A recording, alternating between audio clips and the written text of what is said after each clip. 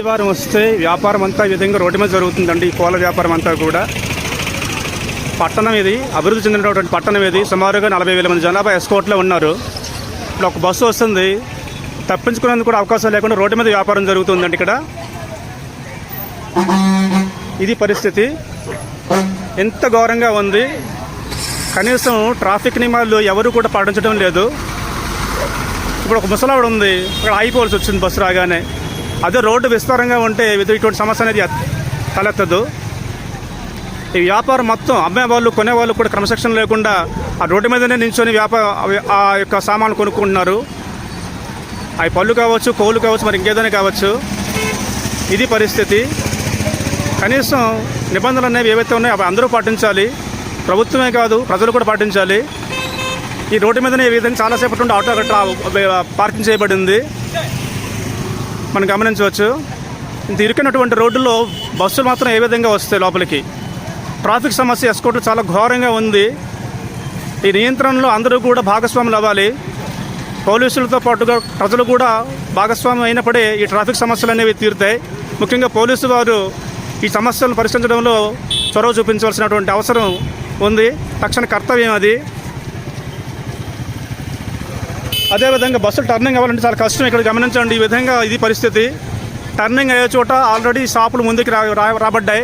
నడిచే వాళ్ళ హక్కులే భంగం కలిగించబడుతుంది. నడిచే వాళ్ళ యొక్క ప్రాథమిక హక్కు అది. ఇప్పుడు బస్సు అలా వచ్చింది, ఎక్కడ టర్నింగ్ అవుతుంది బస్సు? మనిషి పరిస్థితి ఏమిటి? ఎలా తప్పుకుంటారు? మనిషి ఏ రకంగా తప్పించుకుంటారు? గమనించాలి. ఇదే విధంగా గమనిస్తే ఇక్కడ ఈ విధంగా ఫ్లెక్సీ బ్యానర్లు, ఆ ముందునే తిరిగి షాపులు, తోపుడు బళ్ళు, ఆ ముందున కార్ పార్కింగ్లు, డబళ్ళు, రెండు ఆటోలు పక్కన పార్కింగు. ఇది ఎస్కోట్ తాలూకా సమస్య, ముఖ్యమైనటువంటి ట్రాఫిక్ సమస్య.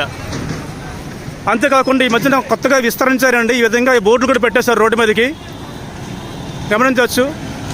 ఈ ఫ్లెక్సీ బోర్డులు పెట్టినప్పుడు, ఈ విధంగా హోటల్ తాలూకా బోర్డులు పెట్టినప్పుడు, వ్యాపారస్తుల తాలూకా బోర్డులు పెట్టినప్పుడు పంచాయతీ ఎగ్జిక్యూటివ్ ఆఫీసర్ ఖండించాలి, వాళ్ళకి జరిమానాలు విధించాలి. నడిచే వాళ్ళు ఎలా నడుస్తున్నారు, ఎక్కడ రోడ్డు మీద నడుస్తున్నారు? నడిచే వారి కోసమా రోడ్లు, లేకపోతే పార్కింగ్ కోసమా? ఆటోల పార్కింగ్ కోసమా, లేకపోతే కార్ల పార్కింగ్ కోసమా? ఎంత ఘోరంగా ఉంది పరిస్థితి. ఇప్పుడు రోడ్డు దాటాలనుకుంటేనే భయపడుతున్నారు. ఇది పరిస్థితి ఇక్కడ.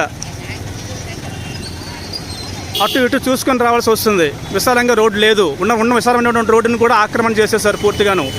అనధికారిక పార్కింగ్లు ఇక్కడ బాగా నిర్వహిస్తూ ఉన్నారు. ఎప్పటికీ ఇదే పరిస్థితి అండి ఇక్కడ.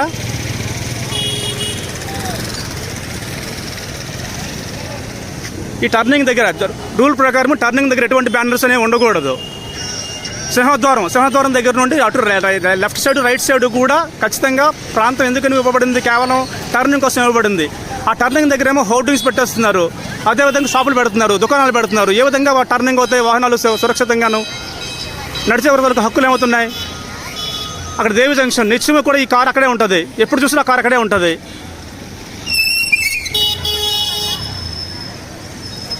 ఈ సైడ్నే ఎన్నో షాపులు ఇక్కడ, అవన్నీ కూడా అనధికార షాపులే. ఎక్కడ నడుస్తారు? రోడ్డు మీద నడవడానికి వస్తే ఎక్కడ ప్లేస్ అని చూపించండి. ఇక్కడ నడిచే వరకు హక్కులు ఏమవుతున్నాయి? ఉల్లంఘన చేయబడుతున్నాయి. సుప్రీంకోర్టు తాలూకు ఆదేశం ప్రకారం నడిచే వరకు ముందు హక్కు ఇవ్వాలా, ప్రాథమిక హక్కులు ముందు కాపాడబడాలా. అది వాళ్ళ యొక్క ప్రాథమిక హక్కు.